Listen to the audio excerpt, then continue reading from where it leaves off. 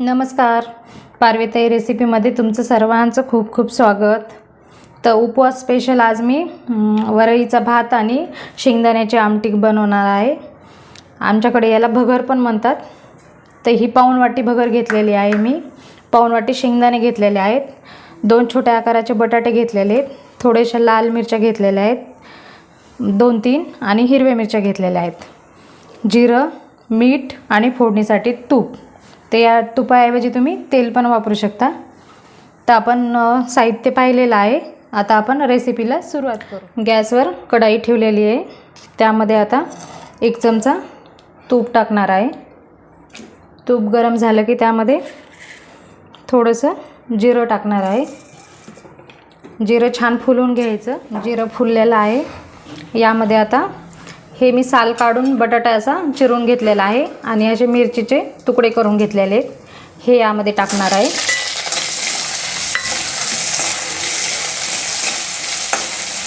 एक मिनिटभर असं तुपावर परतून घ्यायचं आपल्याला हे बटाटा आणि मिरची.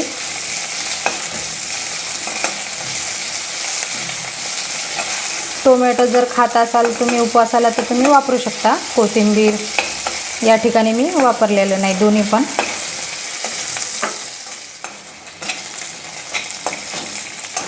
बटाटा चांगला तुपावर फ्राय झालेला आहे. आता यामध्ये मी थोडेसे असे शेंगदाणे टाकणार आहे, मूठभर. म्हणजे आमटीसोबत आपण जेव्हा ही भगर आमटी खाऊ ना, दाताखाली आले की खूप छान लागतात हे शेंगदाणे. आता ही भगर मी स्वच्छ धुवून घेतलेली आहे. ही भगर टाकणार आहे यामध्ये.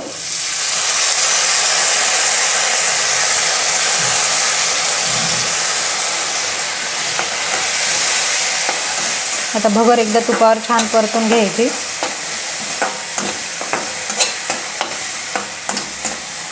आता ह्या भगरीसाठी मी ह्याच वाटीने 2 वाट्या पाणी घेतलेलं आहे. तुम्हाला जशी मोकळी थोडीशी अशी मऊ भगर करायची त्यानुसार तुम्ही करू शकता. तर मला थोडीशी मोकळीच करायची, त्यासाठी मी पाऊण वाटीला 2 वाट्या पाणी घेतलेलं आहे. पाणी मी गरम करून घेतलेलं आहे. आता हे पाणी यामध्ये टाकणार आहे.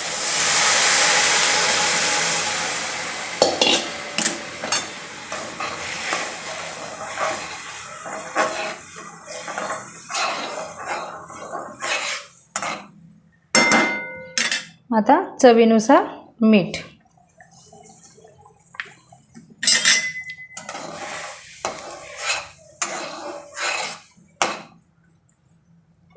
तर या ठिकाणी आता भगर शिजून घेऊ.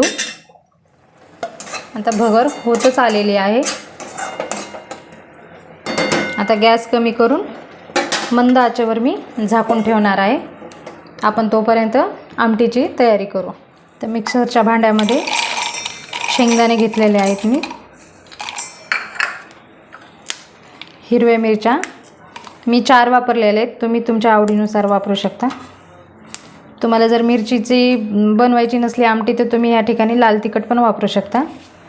थोडंसं जिरं. आता हे मिक्सरला मी वाटून घेणार आहे.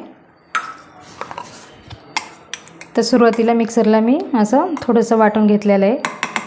आता यामध्ये परत पाणी टाकून छान याची पेस्ट काढून घेणार आहे. अशी पातळ पेस्ट काढून घेतलेली आहे मी शेंगदाण्याची. बघू आपण भगर झाली का नाही. तर भगर पण झालेली आहे.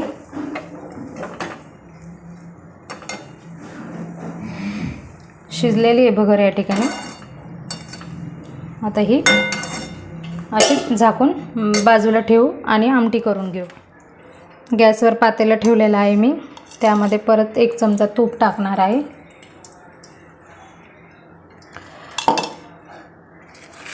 अर्धा चमचा जिरं.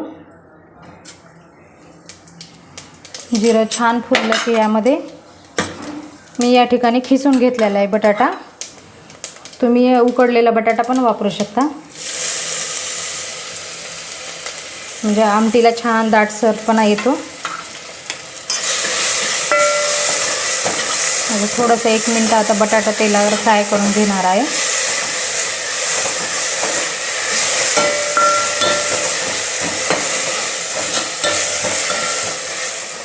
बटाटा फ्राय झालेला आहे. आता यामध्ये ही वाटलेली शेंगदाण्याची पेस्ट टाकणार आहे.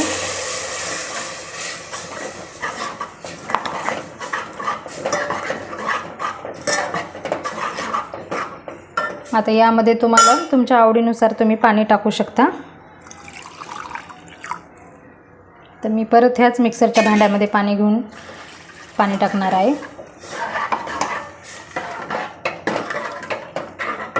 आता शेंगदाणे आणि मिरची वाटते वेळेस मी यामध्ये मीठ वापरलेलं नव्हतं, त्यामुळे आता यामध्ये चवीनुसार मीठ.